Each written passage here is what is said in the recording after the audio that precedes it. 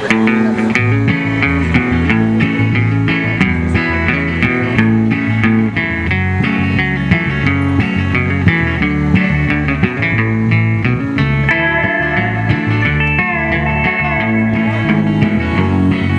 everybody. This meeting has been convened by the Stop the Cuts Coalition, and my job is to explain a little bit about who that is, why we're coming together on an urgent basis now, and what we hope to accomplish today.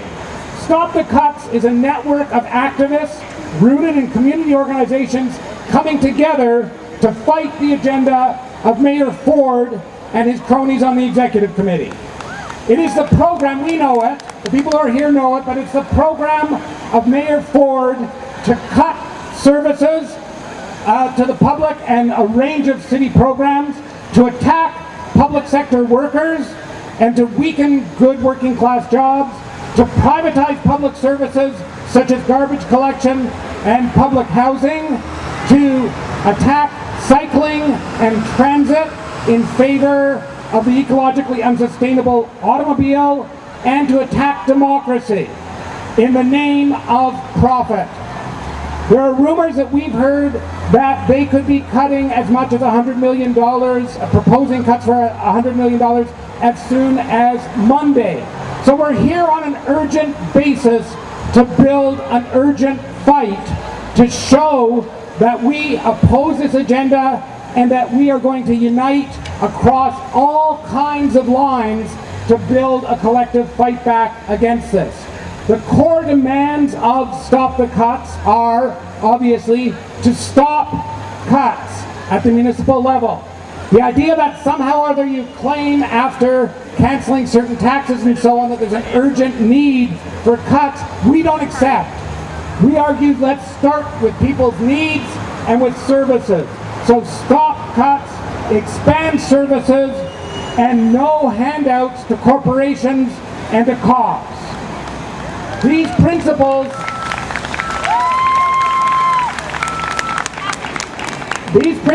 are laid out in the preamble that's part of your welcome package.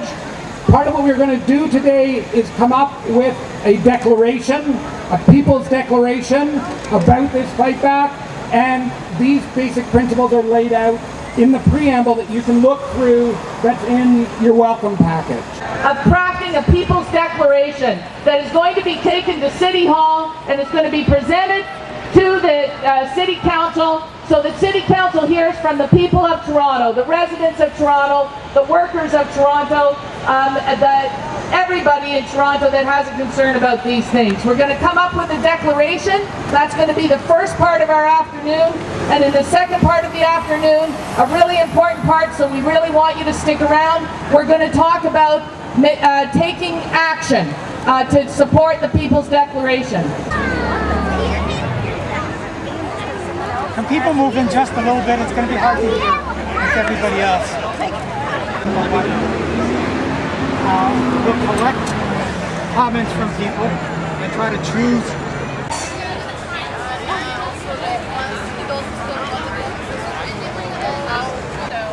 Do we have any more questions before we start going around?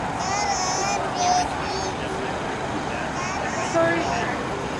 Currently addressing the group to finish what they're saying before we sort of interrupt and So this is for Group 5 representing Downtown East, and our three priorities are as follows.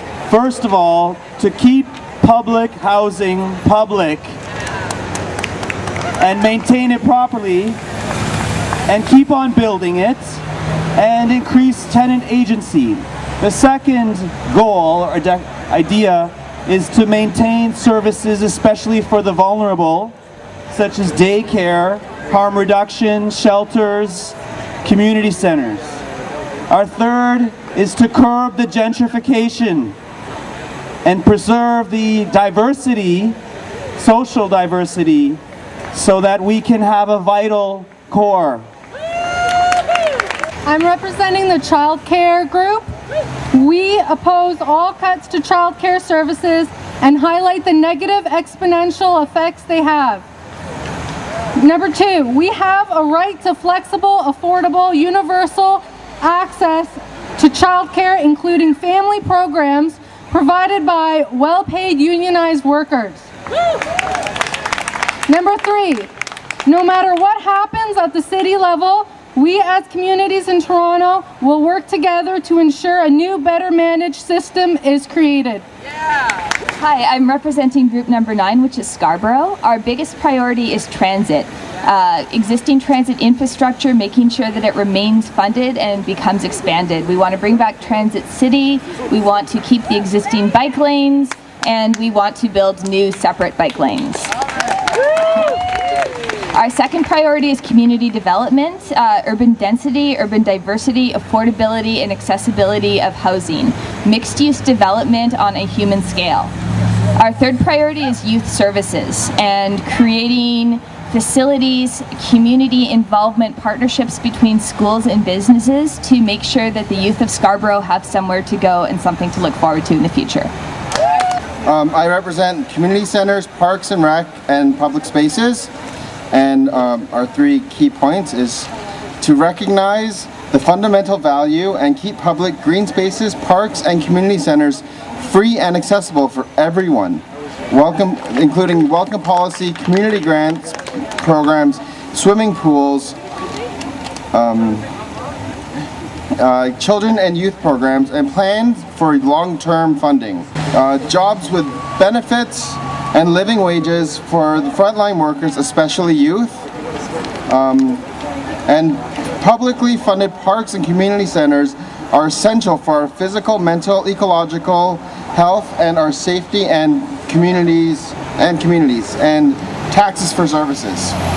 For the Davenport Perth breakout group, we want our city run in terms of safety, health, sustainability, affordability, accessibility, and inclusivity of our community, and not run like a business.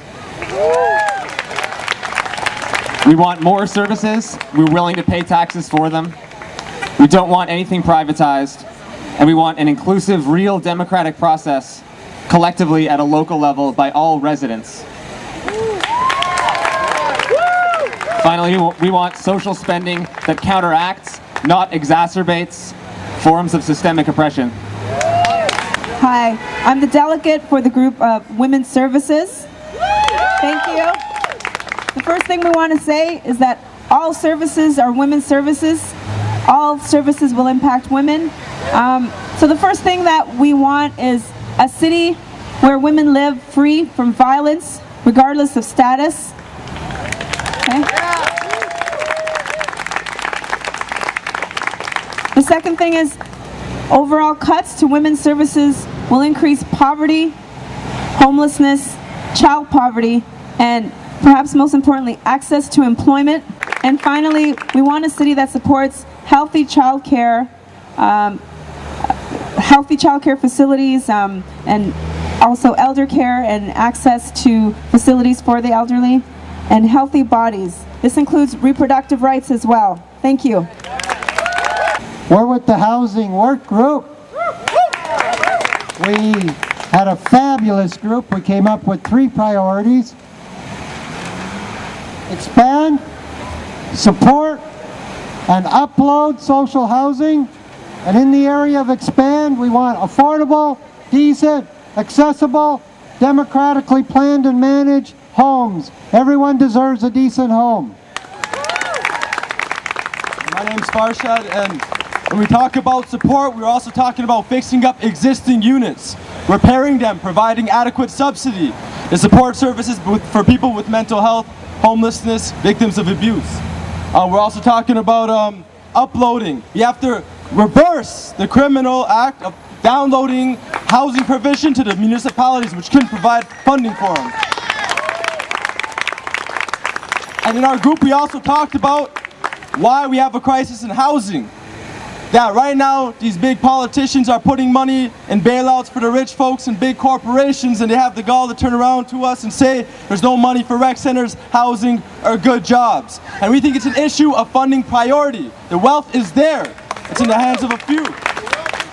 And the last point that was brought up as well, was that we have to begin moving on issues of housing, and this meeting today is a great step forward. But also there's an important role that organized labor, like the Ontario Federation of Labour, must play, organizing and making preparation for a one-day general strike that speaks to all working class people's issues, including housing. Hi, I was with a group that represented the Spanish-speaking community, and we had a great discussion regarding the changing the government structure that we currently have to actually make it government, participatory government. And some of the things that we came up with was Canadian cross-cultural inclusion on all social service programs for quality of life for all in Toronto, regardless of legal status. The right to assembly and decision-making by the people with no police presence, and to stop the racialized oppression to our communities, the right to self-determination and access to public spaces. All services should be free and multilingual for all, maintain existing services and increase the level of services for all, children, youth, and families, which means single, married, common law couples, and all sorts of all types, such as the LGBTQ, refugees, immigrants, First Nation, homelessness, and the disabled. We're representing Rexdale and Jane and Finch. And we're here not asking Rob Ford, but we're telling Rob Ford to stop cutting our vulnerable communities, cutting services that affect our children, our families, and our elderlies. We would like him to stop cuts to our childcare, our welfare, our housing, our ODSB, our transportation services, our community centers, and services for the most vulnerable people within our communities. We would also like to tell them that we would like to delegate our own services or our funds where they should go within our communities. Okay, so that's what we'd like to tell. We're not asking them, but we're telling them. Stop cutting the most vulnerable in our community, which is our children, families, and the elderlies. I was with the breakout group 10, the public service workers. This deficit is not caused by the public sector workers. This is caused by corporate greed and the interest in the downloading of services upon the communities. We should not be looking at these services and cutting them. We should be looking at them and figuring out how we're supposed to be staffing them appropriately, so that it is safe for not only the worker, but for also the people who are getting the services.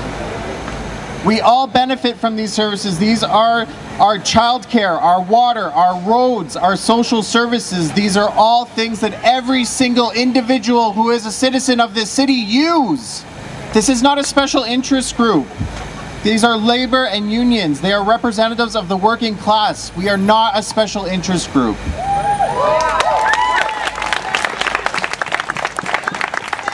Cutting union jobs does not save money long term. Worker community solidarity and support of decent jobs and accessible to quality services for all. Hello everyone, my name is Jennifer and I'm the delegate for libraries.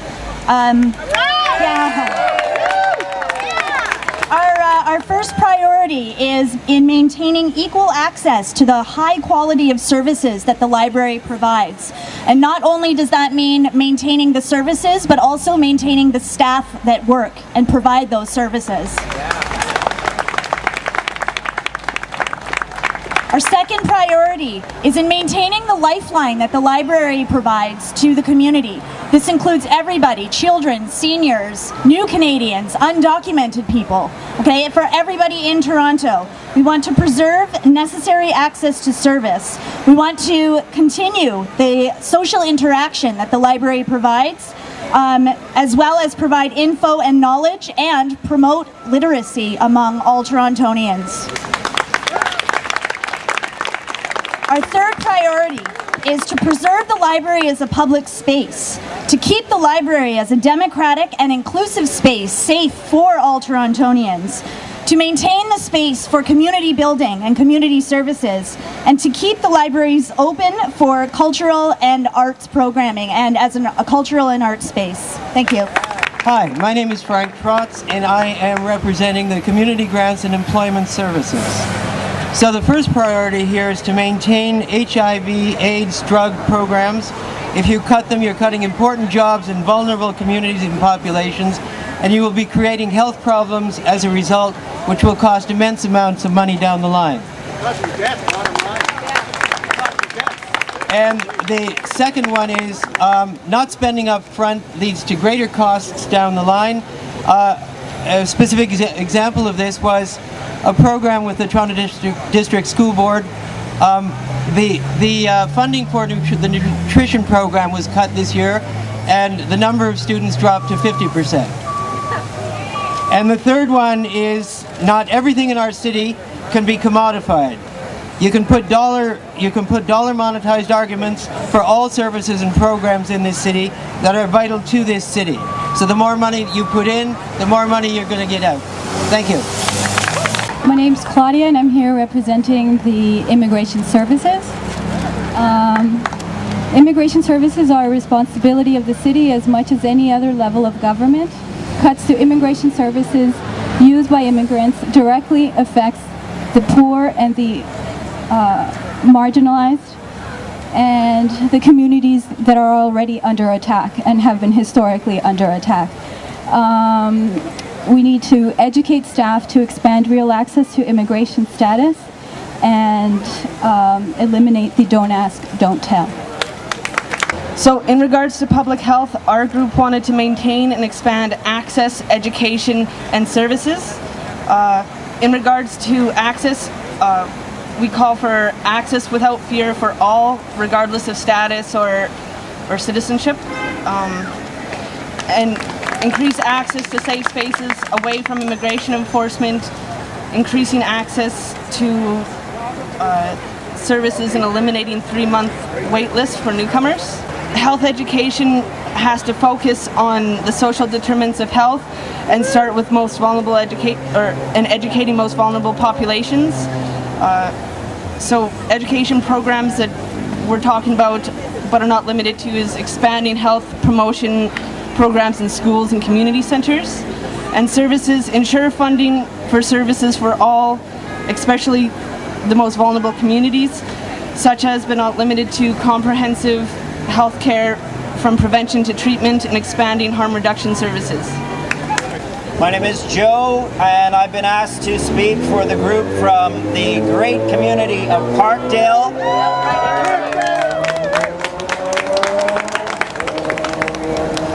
Parkdale is one of the most diverse communities in the city of Toronto. We know something about what it takes to make community. We know that these cuts are going to affect the most vulnerable in our communities first, and that is what we want to say to this administration. You cannot attack the most vulnerable in our community without attacking all of us.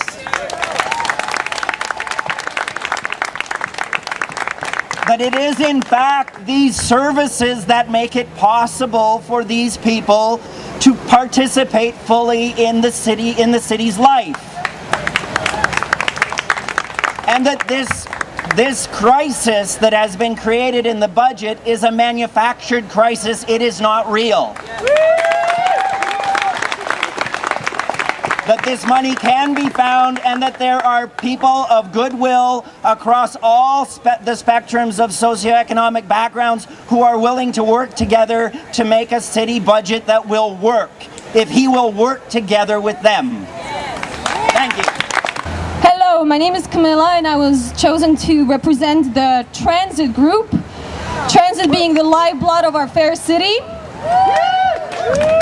So while Ford wants to privatize parts of the system, cut service, and perhaps even increase our already crazily high fares, we say no. And in the name of equality for all our residents of our fair city, in the name of the right to mobility, of the environment, of making our city a world-class city and taking pride in living in Toronto, in the name of reducing congestion and making sure that more people have an incentive to use public transit, we've come up with 3 main pillars of what we demand. Namely, number 1, we want the Toronto public transit system to be fully affordable for all residents of the city.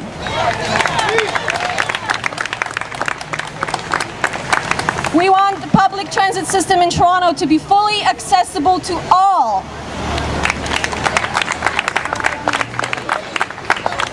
And rather than cut service, we demand that the Ford administration improve the quality of services for all residents of Toronto, for all users of the public transit system in this city. Facilitated the LGBT queer services, number 19. First of all, we just wanted to say that all cuts to services will affect the LGBT community. That people who are LGBT in the queer community ride bikes, their kids go to nutrition programs, their kids are in public daycare spaces, that they're a part of the community, and that we want to our first demand is that we reject the homophobic agenda of this government and the way it has legitimized systematic homophobia. We cannot afford to have any services cut. We want a general expansion of services and maintaining the ones we already exist, from crisis counseling to the building of homeless shelters for queer youth, for seniors, for trans people, for immigrants, newcomers, and people of color. So we want a general expansion of services for queer people and trans people in Toronto. We want to expand and maintain health services for the LGBT community. Already there are so many wait times at already health centers that exist for the LGBT community. We want to see an expansion of these programs around HIV prevention, sexual health, and so on. Thank you. Hi, I'm Melissa, representing the environment in public transit, or different transit.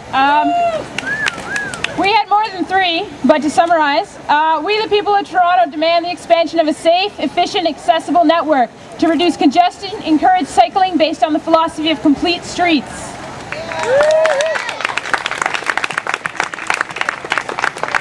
We want to be able to value ecosystem services as much as social services and economic development in the city. Build this into city building framework that guides decision making by ensuring the Toronto Environment Office's programs continues. Prioritizing public transit by reinstalling the URT.